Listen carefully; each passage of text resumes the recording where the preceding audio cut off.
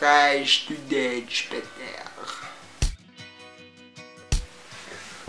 Servus meine sehr verehrten Damen und Herren, heute mal nicht im Biergarten, sondern in meinem Zimmer, da das Wetter draußen ziemlich scheiße ist.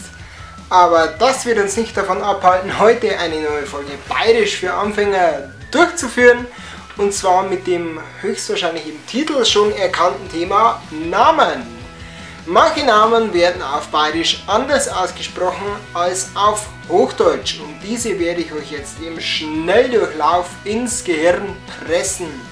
Viel Spaß dabei! Aus einem Andreas wird der Reis, aus einem Johann der Hans. Wenn du Josef heißt, heißt du in Bayern Sepp. Aus dem Georg wird der Schorsch, aus dem Thomas der Damme. Solltest du Lorenz heißen, nennt man dich bei uns Lenz. Der gute Matthias heißt in Bayern Hirs. Der Stefan wird der Steff. Aus dem Martin wird der Murtel, aus dem Ferdinand der Fertel und aus dem Berthold der Bertel.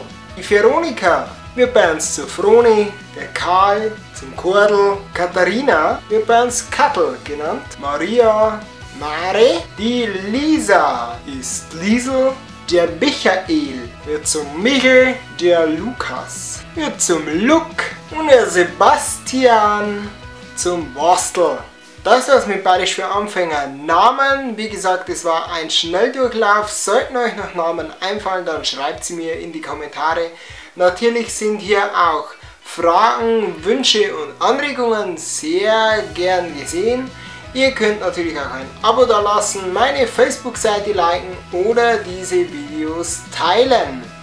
Wir sehen uns beim nächsten Mal und jetzt bleibt mir nur noch eins zu sagen und zwar, ihr wisst es schon, Satz Freundle!